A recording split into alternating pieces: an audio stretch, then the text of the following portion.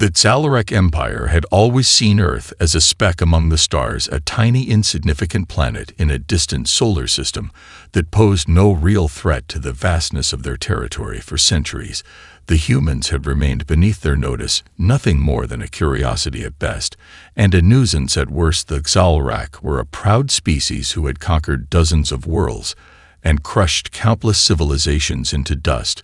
With their superior technology and overwhelming might, they were conquerors by nature, and they had grown accustomed to easy victories. They did not expect Earth to be different. On the edge of their territory, the Galactic Empire encountered Earth's first humanitarian mission, a fleet of hospital ships sent to offer aid to distant worlds torn by war and disease. The mission was peaceful and kind, intended to build goodwill and establish a presence of compassion and cooperation within the galaxy. The hospital ships were equipped with the best medical technology humanity had to offer, and their crews were dedicated to saving lives where others would leave them to suffer. But the Galactic saw only weakness. They saw the ships as easy targets, vulnerable vessels that would offer no real resistance if attacked. Their leaders deemed the hospital fleet a perfect opportunity to demonstrate their superiority and to show the galaxy that no one was beyond their reach. The attack was swift and brutal. Within hours, the peaceful hospital ships were torn apart by Galactic warships, their crews slaughtered with no mercy. The planet Earth had sent its emissaries into space, not to wage war, but to heal, and they were punished for it. News of the attack spread quickly across Earth. A shockwave of disbelief and horror rippled through the population. How could anyone strike at the helpless? How could anyone target those who only sought to help? But as the initial shock faded, something deeper began to stir within the hearts of the people. The anger began to build. The humiliation was too much. The humans felt the sting of injustice, and with it came the realization that they had been too naive to believe that kindness alone could ensure their safety. In the halls of Earth's government's leaders convened in secret. They had long known that the universe was not always kind. They had always known that one day they might have to face an enemy far stronger than themselves, but they had hoped it would never come to this. The Galactic had forced their hand. The attack on the hospital ships could not go unpunished, but more than that, it could not be forgotten. Earth's leaders understood that this would be the moment that defined them, the moment they would either rise or fall. As the days passed, the anger on Earth turned into action. The military was mobilized, and the weapons that had been hidden away for decades were brought into the light. Earth's greatest minds and engineers worked around the clock to prepare for what was to come. They knew they would not be able to fight the Galactic in the same way they fought other species, but they also knew that humanity had something far more dangerous than technology to offer, something that the Galactic could never have anticipated: a deep, unyielding will to survive and to protect one another. Humanity was a species that could be broken, but only for so long. And so the stage was set. The Galactic had unwittingly ignited a fire they could not extinguish. Earth was no longer just a quiet world in the farthest corner of the galaxy. It was now a force to be reckoned with, and soon the Galactic would learn the cost of their arrogance when they dared to strike at the heart of human compassion. The moment the attack on the hospital ships reached every corner of Earth, something extraordinary happened, something no one could have predicted, not even the Galactic, who had so easily dismissed humanity for all its flaws. The news ignited an unspoken bond among Earth's people. For the first time in history, divisions based on nationality, language, and culture seemed to fade away. They were no longer separated by borders, but united by a singular purpose. The image of the destroyed hospital ships and the lives lost became a rallying cry for all of humanity. It was no longer just an act of war. It was a betrayal of everything humanity stood for, and in response, Earth would not just defend itself, it would retaliate with everything it had. In cities across the planet, citizens filled the streets, not in fear or panic, but with resolve. There were no protests, no debates over the right course of action. The collective rage that swept across Earth was not one born of hatred, but of a deep and unshakable need for justice. The Galactic had miscalculated in assuming that humanity would cower under the weight of their attack. The people of Earth had been pushed too far, and now they would show the galaxy that they were capable of standing tall, even in the face of impossible odds. Within the halls of Earth's government, leaders from every nation gathered in the emergency councils, making decisions with unprecedented speed. The old systems of diplomacy gave way to an urgent and unified effort. Military leaders strategized alongside engineers and scientists, each contributing their expertise to the building effort of what would become humanity's response to the Galactic Empire. An entire war fleet was assembled at a pace that stunned the rest of the galaxy. Vast space stations were activated from where they had lain dormant for years, while secret bases hidden in asteroids and moons across the solar system began to stir as well. The ships that had been meticulously constructed over the course of decades now came to life. Some were sleek and fast, designed for agility in the unpredictable battles of space, while others were heavy and imposing, built to withstand the harshest environments and deliver powerful strikes when needed. But perhaps the greatest strength Earth brought to the table was not in its technological advancements or military power, but in the unparalleled creativity and resourcefulness of its people. Earth had never been a war-driven civilization. It had never seen itself as a conqueror of worlds. But now, faced with the threat of annihilation, humanity's finest minds set about innovating new strategies and technologies at an alarming rate. What other species might have relied on brute strength, Earth relied on ingenuity and adaptability. The Galactic had assumed Earth would be weak, a scattered collection of tribes unprepared for war. Yet the opposite was true. Earth was a sleeping giant, awakened not by the sound of battle, but by the cry for justice. Earth's fleets moved with purpose, coordinated across vast distances by an advanced network of artificial intelligence and human strategists who were prepared to outthink and outmaneuver the Galactic. At every turn, humanity would not fight with the same tactics or arrogance the Galactic relied on, but with something far more unpredictable, something they had never encountered before. While Earth's warships slowly formed into vast fleets, the world's people embraced the reality of war, a war they never expected to fight, but were now prepared to win. They understood the stakes were higher than ever before. Their survival depended not just on their might, but on their unity, a unity that had not existed on Earth in such a profound way for generations. And the Galactic would soon understand the depth of their mistake when they awakened the true power of humanity. The quiet hum of Earth's war machines soon became a steady pulse across the solar system. Each ship that emerged from its hidden base was a testament to the decades of preparation that had gone unnoticed by the Galactic. They had underestimated humanity, and now they would face the consequences. Earth's fleets were unlike anything the galaxy had ever seen, sleek and compact, yet deadly efficient. Each vessel was built with an understanding of the terrain and the environment that only Earth's engineers could provide. They had learned from the mistakes of countless failed empires and knew that victory would not come from sheer firepower alone, but from the ability to adapt and strike with precision and purpose. As the first wave of warships moved beyond Earth's orbit, the Galactic took notice too late.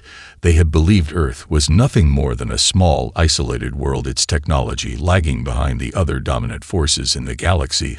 Their sensors picked up on the unusual activity, but they dismissed it as a mere defense measure, one to be ignored as inconsequential. Humanity had no way of truly threatening the might of the Galactic Empire. They thought this would be another meaningless show of force from a race they had long dismissed. But Earth's ships did not appear in large swarms as the Galactic had feared. They appeared instead in scattered formations, as though randomly positioned across the vastness of space. Yet to those who understood the ways of war, the arrangement was perfect. The fleet was not just prepared to fight. They were prepared to win. Their strategy was unlike anything the Galactic could have anticipated. A small, nimble ship flitted through the debris of an asteroid belt, one of Earth's stealth cruisers. It had been placed in that location weeks earlier, lying in wait unnoticed by any who would dare to look too closely. Now it powered up its engines and launched a swift strike against a lone Galactic scout vessel circling the area. The scout never had a chance, its systems overwhelmed by the precise barrage from the stealth ship. The message was clear: Earth's fleet was not only capable of holding its own in a fight, it could turn the environment into an ally. The galaxy was not just a battleground, it was a weapon. Across the solar system, Ships of all shapes and sizes began to move with fluidity and purpose. Earth's warships now formed a wall of unyielding defense surrounding the planet, while deep within the asteroid belt larger vessels began to deploy their more powerful weapons, targeting strategic Xalarak stations and outposts scattered at the edges of their empire. Earth's fleet was not only fighting to survive, they were fighting to make a statement. They had no intention of cowering in the shadow of the Xalarak anymore. The Xalarak, caught off guard, scrambled to respond, but their tactics, honed over centuries of unchallenged conquest, were ill-suited for the guerrilla-style attacks that Earth had perfected for centuries. Humanity's ships darted in and out of asteroid fields, hiding in the debris of broken moons, and using the very darkness of space to conceal their movements. Earth's warships moved with an agility that made the larger Xalarak vessels look sluggish and ineffective. The Xalarak had believed their overwhelming firepower would crush any opposition, but Earth was not fighting with strength alone. They were fighting with wit, precision, and the unrelenting desire to protect their own. Humanity had not fought wars for centuries. Their people had not known the horrors of open conflict, but now they knew how to use the one thing they had that no one else could replicate: a collective spirit stronger than any weapon. And as the first wave of Earth's fleet struck down the Xalarak's advanced outposts, the Empire began to feel the unease of doubt ripple through their ranks. Could they really defeat a species so unyielding and capable, or had they made a mistake by underestimating the resolve of humanity? The Xalarak Empire had always believed that strength alone would decide the fate of the stars, but in the cold vastness of space, they quickly discovered that brute force could be outmatched by something far more elusive: human ingenuity. The first major clash between the Xalarak and Earth's war fleets came without warning. The Xalarak warships, massive and imposing, moved in a vast formation ready to crush anything that stood in their way, but they did not expect the speed and precision with which Earth's fleet struck. The battle unfolded at the far reaches of the asteroid belt, where Earth had already established its hidden battleground. The Xalarak commanders expected the humans to attempt a direct confrontation, where their massive ships could overwhelm the smaller Earth vessels. But as the first Xalarak ships entered the area, they were met not by a wall of enemy fire, but by silence. The space around them seemed empty, eerily still. The Xalarak commanders hesitated, unsure of what to expect. The first mistake they made was assuming that Earth's warships were few and easily destroyed. Earth's fleet emerged from their hiding spots with deadly precision. The ships had been placed in the perfect ambush positions for weeks, their sensors and AI systems already locked onto their targets.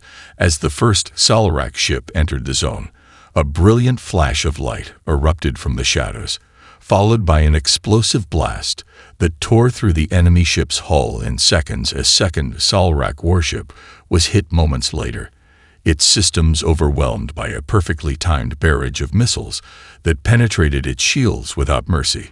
In less than 15 minutes, Earth had destroyed 5 of the Xalarak's largest warships, their imposing figures now nothing more than drifting wreckage. The Xalarak were caught completely off guard. They had anticipated a battle where they could bring their superior firepower to bear.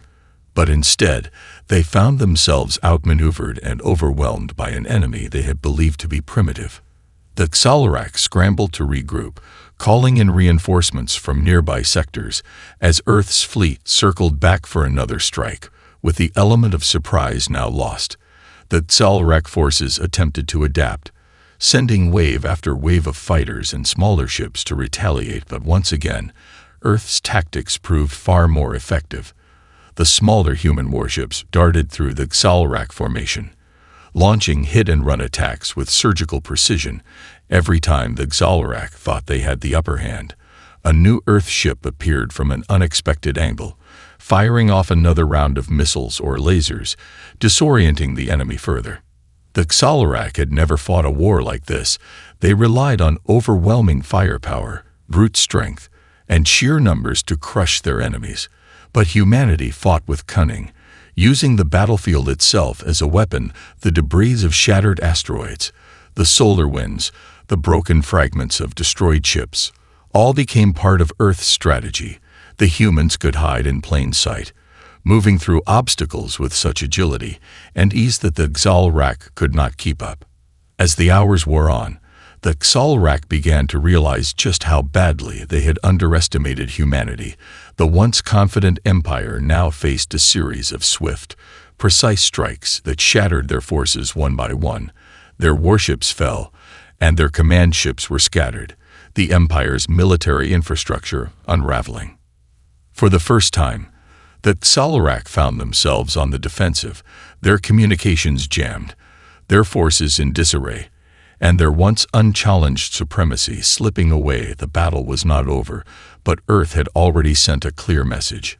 Humanity would not be crushed, and it would not surrender. The Xal'Rak Empire, though battered and reeling from the devastating surprise attacks, refused to give in. Their pride, once their greatest strength, now became their greatest weakness.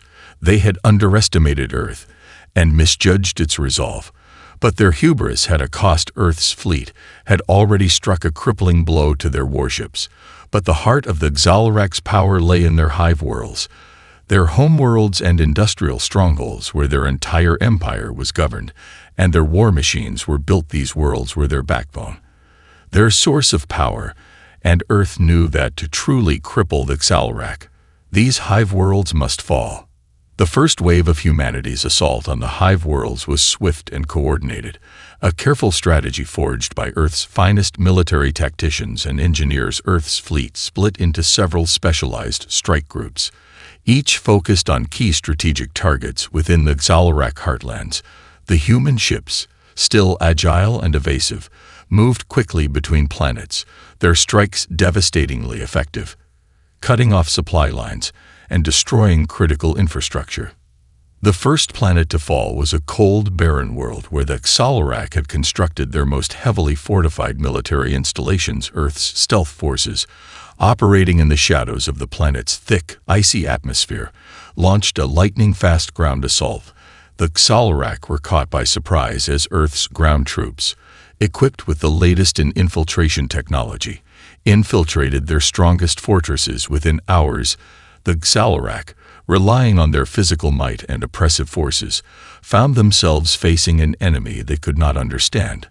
A force capable of operating under the harshest conditions, blending seamlessly with the environment, and striking with the precision of a surgical strike. As the first hive world fell, Earth's fleets began to push deeper into Xal'Rak space, targeting other key planets in the system. The human forces fought not just with superior tactics, but with an unyielding tenacity, a will to win that had become impossible to break. The Xal'Rak responded by sending wave after wave of soldiers and warships, determined to reclaim the lost ground, but they underestimated humanity's ability to adapt in every battle. Earth's soldiers proved that their true strength lay in their resilience and their ability to turn the tide of war with every encounter. On another hive world, the skies were filled with the roar of battle as Earth's warships dove in for an assault on the planet's orbital defense platforms. The Xal'Rak's weapons, powerful but slow, were no match for the speed and agility of Earth's ships, who darted in and out of range, exploiting every flaw in the Xal'Rak's defensive systems. Meanwhile, on the surface of the planet, Earth's elite ground forces descended, engaging in fierce combat with the Xal'Rak ground troops as humanity's forces advanced through the hive cities. Their superior tactics, honed through centuries of dealing with adversity, overcame every obstacle thrown their way. The Xal'Rak, for the first time, began to panic as the human forces pushed forward, their control over their own worlds weakening with each passing hour. The hive worlds, once thought to be impenetrable fortresses, were crumbling under the weight of Earth's relentless assault. The Xal'Rak began to realize they had miscalculated the power of their enemy. Humanity was not a species to be ignored, nor a force to be underestimated. In the final moments of the assault on the last hive world, Earth's forces launched a coordinated strike against the Xal'Rak's central command station, located deep beneath the surface of their home planet, in the heart of their empire. Humanity would deliver the blow that would shatter their strength once and for all. The Xal'Rak had underestimated humanity, and now they were paying the price. As Earth's forces continued to advance, crushing the Xal'Rak's strongholds one by one, the Empire's once invincible military machine began to falter. Despite their overwhelming size and firepower, they could not overcome the ingenuity of the humans. With every battle, Earth's fleets adapted, evolving their tactics, exploiting weaknesses, and turning even the most unforgiving environments into a battlefield they could control. But it wasn't just Earth's military brilliance that was breaking the Xal'Rak. It was the unseen hand of humanity's intelligence services, working silently behind the scenes. Earth's intelligence agencies had been gathering information on the Xal'Rak long before the attack on the hospital ships. For years, they had infiltrated communication networks, analyzed patterns, and created algorithms that allowed them to predict Xal'Rak movements with unsettling accuracy. These covert operations had been conducted under the radar, and now their value became apparent. Earth's spies and hackers were dismantling the Xal'Rak's communication systems, sabotaging their supply lines, and sowing chaos among their ranks.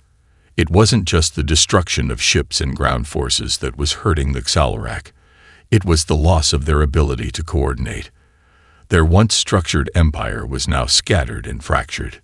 As Earth's fleet moved through the Xal'Rak's territory, it wasn't just their military that felt the pressure, it was their command structure.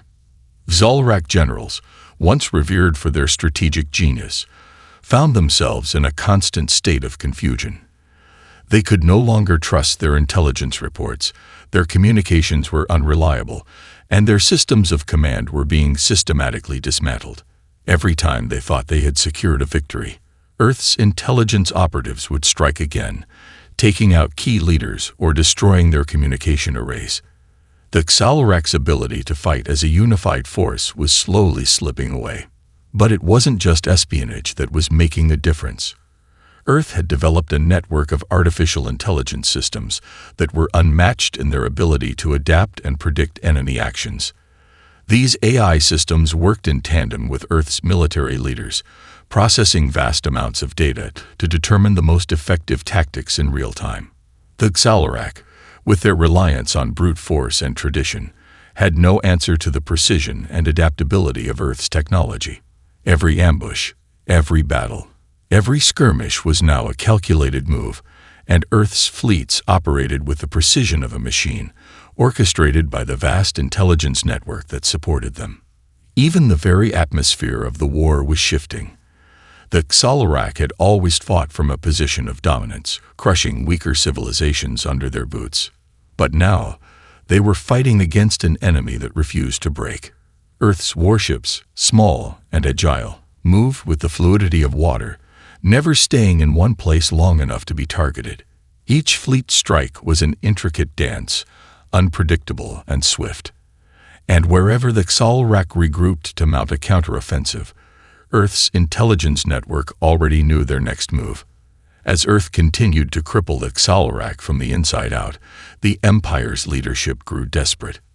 Messages were sent out to other alien races, begging for assistance, but few responded. The arrogance that had led the Xal'Rak to underestimate humanity now left them isolated. Their empire was crumbling, and Earth's unseen hand, its intelligence, its strategy, its will to win, had already dealt a fatal blow to their pride. The Xal'Rak were no longer fighting a war. They were trying to survive a collapse. The Xal'Rak Empire, once a vast and untouchable force, had now descended into chaos. What had started as a swift and brutal assault on Earth's peaceful fleet had morphed into a full-scale invasion of their territory. Earth, a species once dismissed as insignificant, had not only survived but adapted and thrived in ways the Xal'Rak never imagined. The galaxy was watching, and the once proud empire now found itself cornered, its very survival in question. The final stages of the war saw Earth's fleets push deeper into Xal'Rak space, leaving nothing untouched. What remained of the Xal'Rak fleet was a shadow of its former self. broken and scattered across countless systems, their warships drifting like lost souls. The heart of their empire, their capital, and their ruling council were now in reach. Yet the Xal'Rek leaders refused to admit defeat, stubbornly clinging to the hope that they could turn the tide. But the galaxy knew better. The war was no longer about gaining territory. It was about the inevitable collapse of an empire that had stretched too far, too fast, and had underestimated the will of a species they had thought weak. In the final confrontation, Earth's fleets gathered around the Xal'Rek homeworld. This would be the decisive battle, the end of their empire. The Xal'Rek, though outnumbered, did not go down quietly. Their remaining warships, piloted by their elite forces, rallied for one last stand. But Earth's forces had already anticipated this move. It wasn't just the battle for space that would decide the outcome. It was the ground war, the infiltration, and the strategic destruction of their key military centers. On the surface of the Xal'Rek homeworld, Earth's ground forces launched a full-scale assault against the capital city, the last bastion of Xal'Rek leadership. The Xal'Rek had fought for centuries on the offensive, always the aggressor, but now they were fighting to hold on to the last remnants of their empire. The Earth forces, battle-hardened and strategic, moved with precision, their coordination between ground troops, air support, and orbital bombardment seamless. The Xal'Rek found themselves unable to counter the human forces, their once mighty technology now obsolete in the face of Earth's ingenuity and sheer will.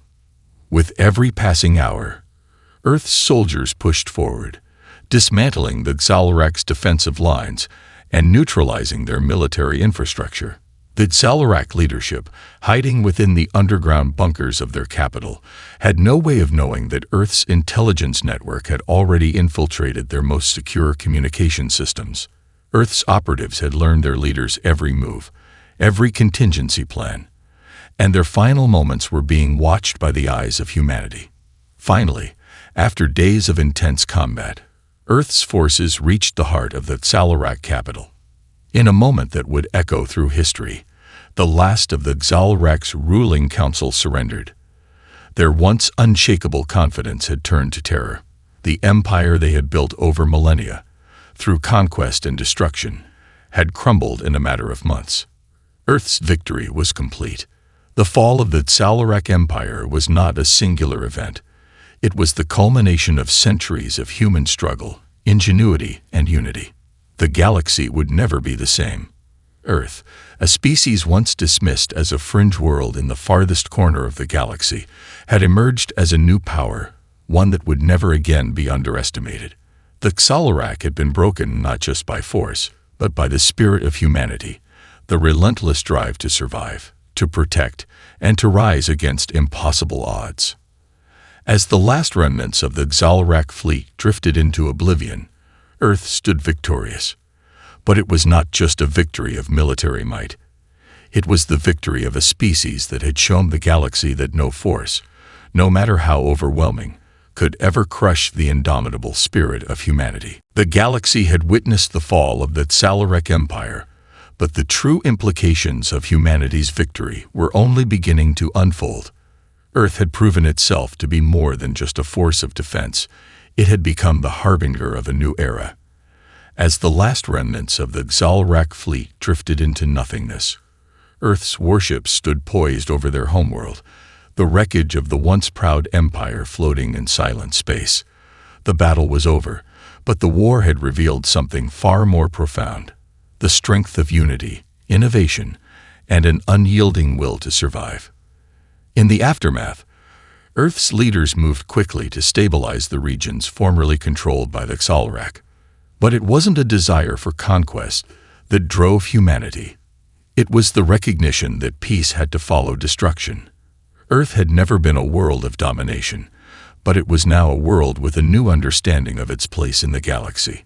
The planet's military leaders, once content with the idea of survival, now spoke of reconstruction, diplomacy, and the forging of alliances. The humans, having once fought to protect their home, were now ready to reach out, offering assistance in rebuilding in the ruins of what had once been the Xal'Rek's empire. Humanity's message was clear. We are not your enemies, but we will not be your prey. As Earth's fleets moved through the broken territories of the Xalarak, they encountered species that had long been oppressed by the Empire. Worlds that had lived in fear for centuries now saw the chance for freedom. The refugees, the rebels, the oppressed, they all came forward, rallying to the cause of Earth's success. Humanity was no longer seen as weak or insignificant, but as a beacon of hope for those who had been crushed beneath the weight of galactic tyranny. Diplomatic channels were opened, and humanity began to work toward a new order in the galaxy. But Earth did not do this out of a desire to control. Instead, humanity sought to unify. For the first time in recorded history, Earth's influence extended beyond its own planet, into the stars. Earth offered aid, protection, and the promise of something better. Alien races, once hesitant to engage with humans, now saw alliances with the very species they had dismissed. The galaxy, which had been ruled by a few dominant empires, now found itself in a state of flux. The fall of the Xalarak had shaken the foundations of galactic politics, and where there had been silence and fear, there was now the possibility of cooperation. Former enemies sought peace, former rivals offered trade, and the idea of a collective future in space emerged. The Xalarak's former territories were divided, but instead of chaos, there was the potential for a more equitable balance of power. The destruction of the Xalarak was not just the end of an empire, it was the beginning of a new chapter for the galaxy. On Earth, the people watched the stars with new eyes. They had fought not just for their survival, but for the survival of a new world order. The scars of war would remain, but so were the lessons learned, lessons that would guide humanity as it moved into this uncharted future. Earth had once been isolated, a small world lost in the vastness of space. Now, it was at the center of a new galactic landscape, its destiny intertwined with the fate of the stars. Humanity had proven its place in the galaxy, not through dominance, but through resilience, creativity, and unity. The Xalarak Empire was no more, but Earth's journey was just beginning.